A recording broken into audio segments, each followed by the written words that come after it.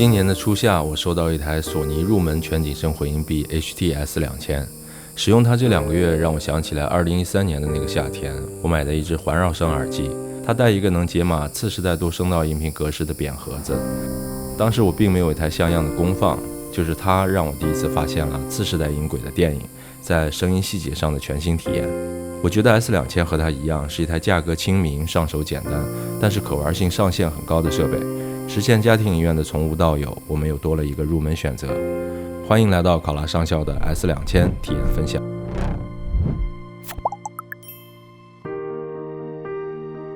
我对 S2000 的第一印象就是朴素，把它放在桌上的那一刻，你就能感受到瓦楞纸的包装箱、单色印刷、织物提手、同色系的卡扣、再生纸的内托、无纺布保护套，一张只有3个步骤的安装说明。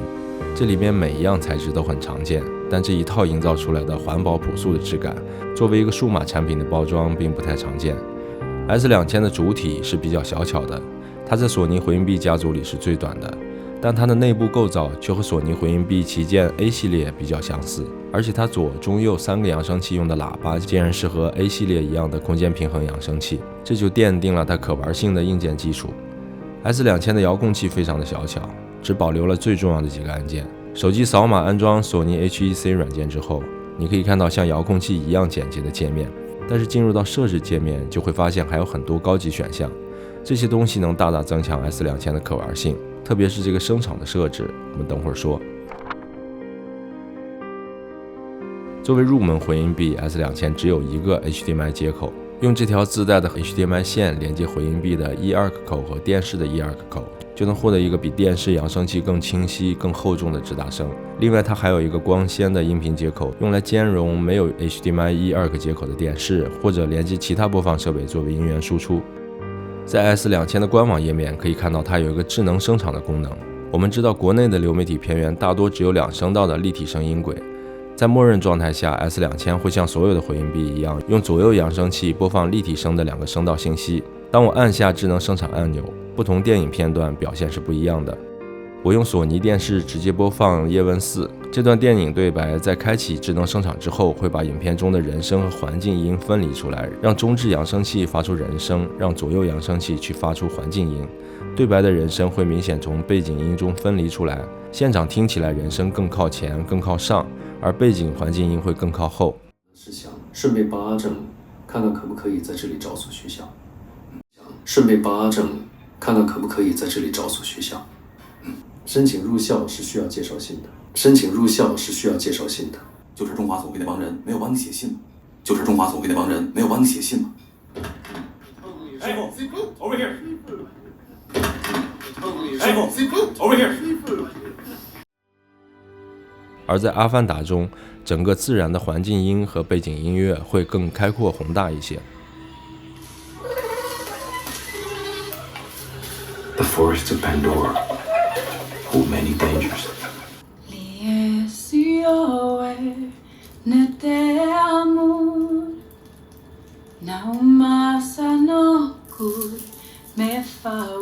We sing the song chords to remember.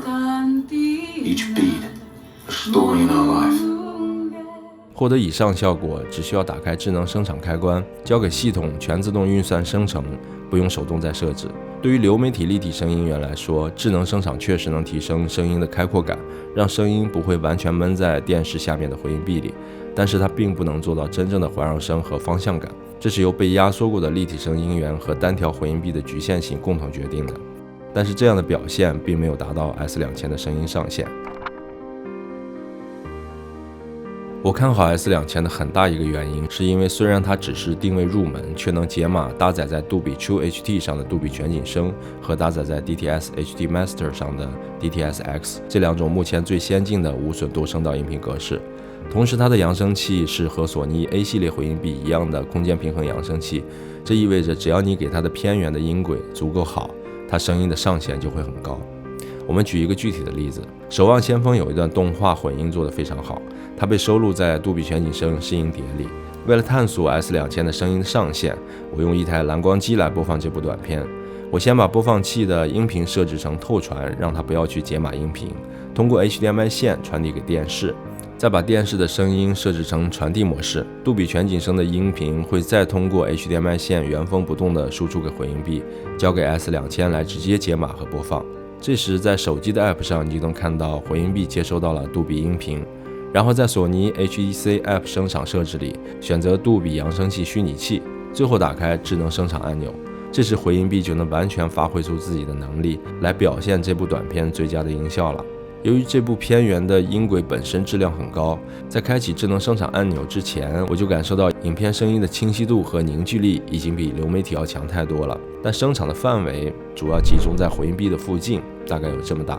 当我打开智能声场按钮之后，索尼 HEC App 上会显示声音格式变成了杜比全景声，然后马上就能感受到结实的人声会突然从背景音效中分离出来，声场也从刚才的回音壁附近的这么大扩展到整面墙这么大。声场变大并不是说所有的声音都是从这么大面积传过来的，而是影片中大厅的环境音效会变得很开阔，在需要的时候，声音会从屏幕外的某一点传来。比如说这个小弟弟从屏幕中间走出屏幕，他说话的声音也会从中间来到大概这个位置。 That was so cool! In that one battle they had Soundquake. Remember, he has like chest pistols. 这个镜头是黑百合在屏幕外向温斯顿开了2枪，听起来是从这个方向打过来的。死神的大招死亡绽放，子弹落点散落在房间前半部分的地上。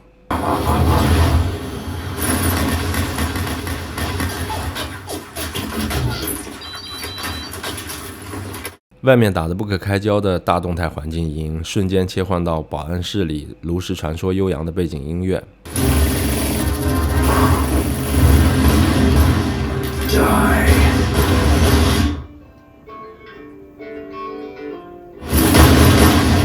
暴雪很幽默，动画和音效做的也是真好。S2000的高频细节和男低音的厚重感表现的也不错，比如说开场这一段。厚重的人声和镜头切换时的电子屏幕的音效对比强烈。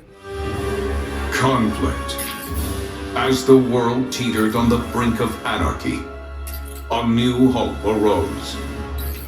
还有裂空在细微动作时能听到他皮衣摩擦的声音也很清晰。Come on, big guy, get up! 这部短片的音轨是搭载在无损杜比 QHD 上的杜比全景声。这些细节从背景音中分离出来，清晰锐利的感觉，就是我刚开始所说的10年前我第一次听到次时代音轨在声音细节上给我的全新体验。所以我说 S2000 可玩性很高的意思，就是在片源和播放设备都合格的情况下，它在声场的开阔程度、特定声音的方位感、高频细节的清晰度，在回音壁这个范畴里表现出来的上限很高。单条的 S2000 声场范围主要集中在房间的前半部分，但是它还有一个我认为非常好的拓展性。S2000是索尼入门回音壁里唯一一款可以搭载 RS3S 环绕音箱的。在环绕音箱的配合下，它会变成实体的 5.1 声道的配置，配合多声道的音源，它的声场一定会从房间前半部分扩展到整个房间，产生一个真正的环绕声。但是索尼为了让 S2000 和 A 系列区分开，并没有给它配置360空间声场技术。不过这也合理，否则 A 系列最便宜的 A3000 处境就比较尴尬了。如果你是主要看流媒体片源的轻度影音爱好者，那 S2000 不管是接电视还是投影，都可以很大程度的提升它们的声音质量。它的背面有2个挂孔，也可以挂墙上。对于流媒体片源来说，它肯定是没有问题，甚至我觉得有点发挥不出来它的实力。而如果你已经在听 HiFi 音响，那你的耳朵肯定早就被养刁了。再去玩家庭影院音响的话，我就不建议在回音壁里选了，还是踏踏实实的上 AV 功放加无源音箱组合。如果你是未来发烧友，想在有限的预算内解码次世代多声道音频格式，感受一下电影和游戏中开阔的声场，那 S2000 的解码能力、索尼的虚拟声场技术，以及它可以连接后环绕音箱的拓展性，让它有了相当高的可玩性。索尼给 S2000 的定位是年轻人的第一台回音壁，我觉得如果从入门家庭影院这个角度，它可以是未来发烧友的第一台设备。我是考拉上校，让我们一起把家庭影院玩明白。